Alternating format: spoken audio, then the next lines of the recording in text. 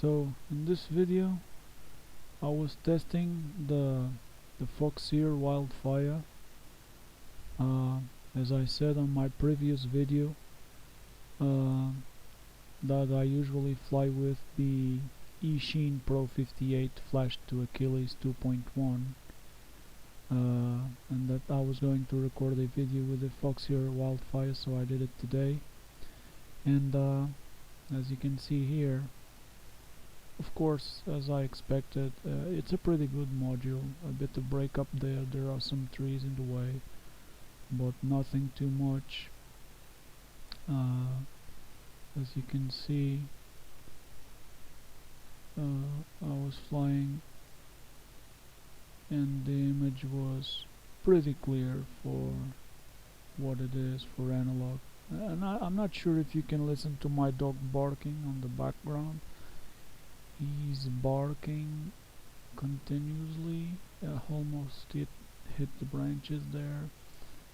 And then I was going down over the bus parking lot, which was empty, so no problem flying over it. I was on top of the parking lot where I usually stand, where there's this green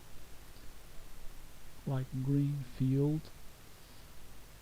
And the thing I noticed was that, as you will see a bit further ahead in the video, when I go to the floors below in the parking lot, the image, I get a bit more breakup than the eSheen. I think that the eSheen in that situation is actually better. It is, that's the truth. It's flying here under the trees, and you can see I got some breakup there. I consider it normal because I was on top of the parking lot, so there was a lot of in between the goggles and the drone.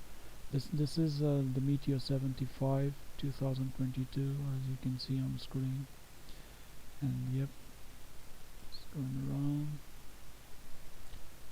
I did a couple flips and rolls today. I'm still learning to fly, so I'm not like an experienced pilot. I'm very far from being like a freestyle pilot. I just cruise around and try to keep the drone in the air without crashing. I do a flip or a roll every once in a while, and that's good for me. So battery was reaching 3.4, so I had the low power warnings. I flew 4 packs. So that's the entrance to the floors below on the parking lot. I always do these voice-over recordings on these videos because I don't have like audio. But if I had like ambient audio, I'm still trying to figure out a way to record it. You would see that when I go into that area where I get close to the door for the parking lot floor below, it actually gets quite loud. It's a small Meteor75, but it kind of makes some kind of echo there, and that echo gets pretty loud. I remember when I was flying that I could listen to it, and I've noticed that. So let's see now. Just cruising around again, and yeah, as you can see on the antennas, they were not showing. There's this R8 on top of my image on the upper left corner. Right now I got like almost full signal on both antennas, and the rolls are getting better. But in the parts where we can see image breakup, those bars don't show anything at all. So, but I could still fly it pretty easily. Yeah, I like it. Okay, hit the wall there, bounced back almost went into the trees, but made it, was able to recover it, so it was okay. Just flying around again. Yep, and that was a forward flip. I'm not sure if I did a backwards.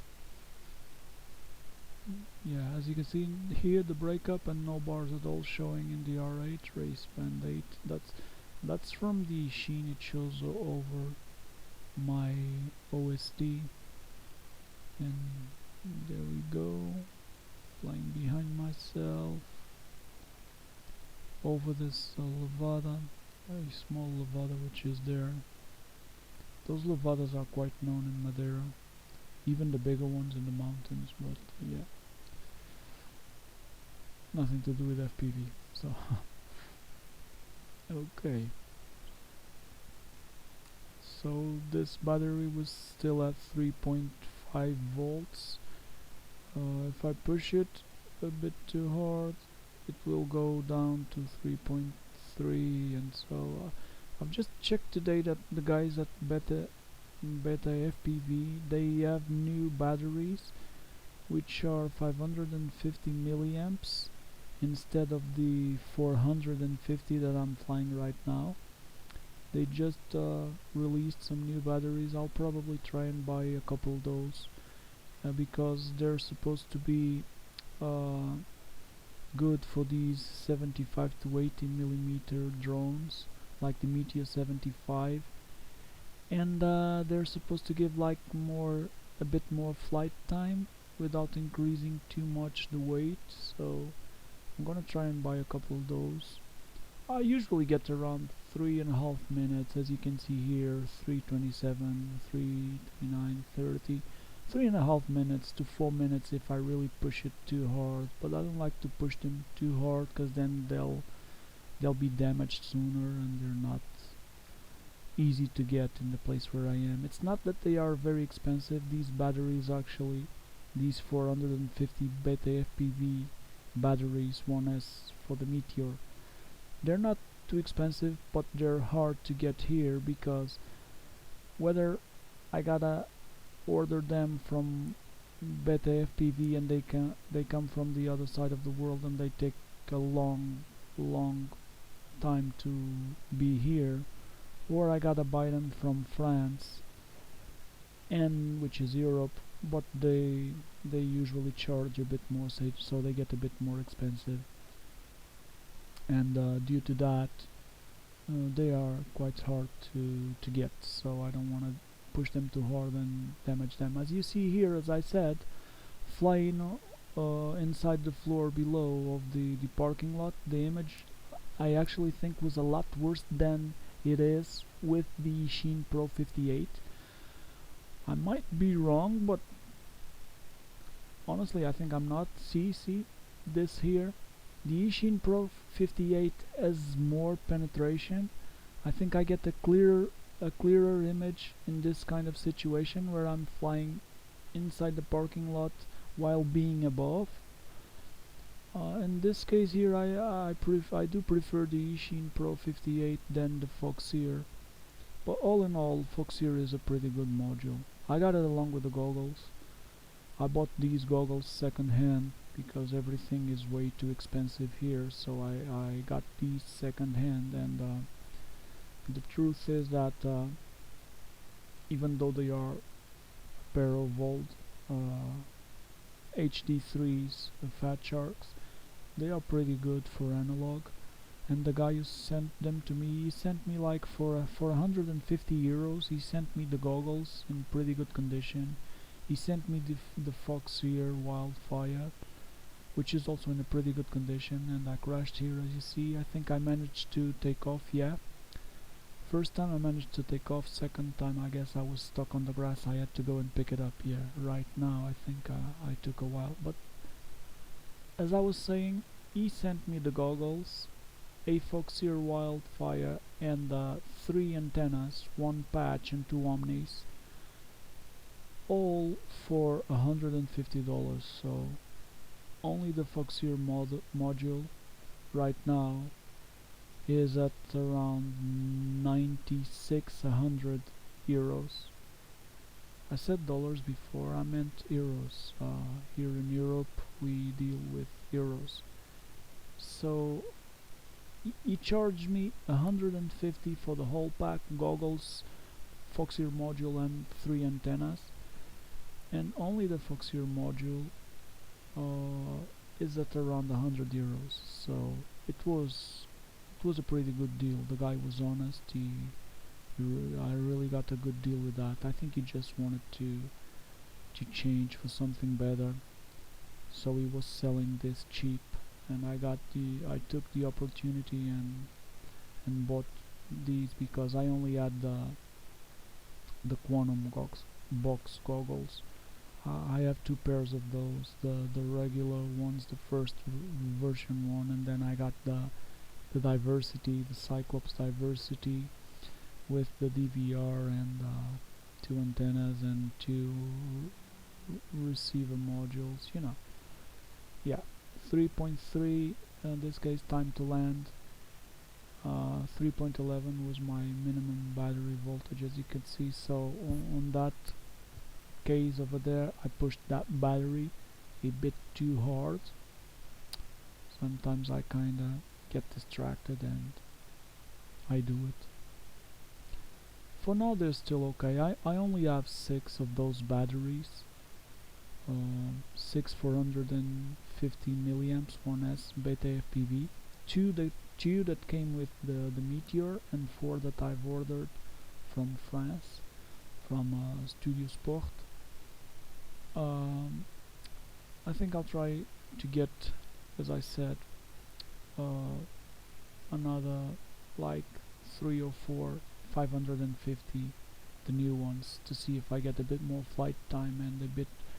They claim they also give a bit more power because they have a higher discharge rate, I think. So this is a second way in or out to the parking lot. This one is actually closed. I cannot go through there. I don't have the keys for that door. I work there, so I got a key that allows me to open these doors which lead to the roof, so I can go and fly. Pretty much anyone could go there through the road, but yeah, I go from the inside. And I think I'm getting a bit better with the flips and rolls. I can do a bit more of those without crashing. I think that the key to fly pretty good FPV is to fly regularly, every day, like 2 or 3 packs, and eventually at the end of 1 month or 2 or maybe 3, I think anyone who flies regularly at the end of that time will become a better pilot. I can feel like when I'm flying things, like they kinda start feeling like they're flowing better. It kinda starts feeling easier to control the drone, to change the directions and take it where I want it to go, and to speed up or slow down or make a turn, take a turn. Yeah, I think that the key is to fly every day, and maybe one day I'll get there and I'll be able to fly a bit more aggressively, let's say, but not really aggressively in that sense of being aggressive, but like a bit more freestyle. Right now my freestyle is still a bit like not completely free. I'm a bit tied to my limitations. I'm always trying to avoid this, as you see right now, crash. Because I still do crash a lot. Crashing is part of the hobby, it's okay, but the less you crash, the better. This is a small drone, a small quad. Why do I say drone? Not sure. This is a small quad, and that's a field with green small grass, so it hits the ground and there's no problem. But if this was like a 5-inch carbon frame and would hit the ground like that hard, especially if it was like a tough surface, something like concrete or tarmac or so, well, it would definitely be a complete wreck. So I think I disarmed here. When I disarmed, yeah, I disarmed. So when I disarm, my VTX goes down to 25 milliwatts, and as you could see, I had to come to pick it up because I couldn't take off. It was stuck in the grass, so it would not take off. Then I held it on my hand and just was holding the controller with the other hand and just took off from my own hand. See, go, yep, from my own hand. I stood in the middle of the field there. I think that once I come back, yeah, I guess I remember that I tried to circle around myself. I'm still not good at circling objects or circling myself. I think I gotta practice that a lot more. Yeah, I was getting like out of level and whether too close to myself or too far, so I still gotta practice on that. Yeah, but that's it. That's the preview for the Foxeer Wildfire. And oh, the antennas, by the way, are exactly the same that I used with the Shin Pro 58. That's the MenaceRC pack, the Pico patch and the other.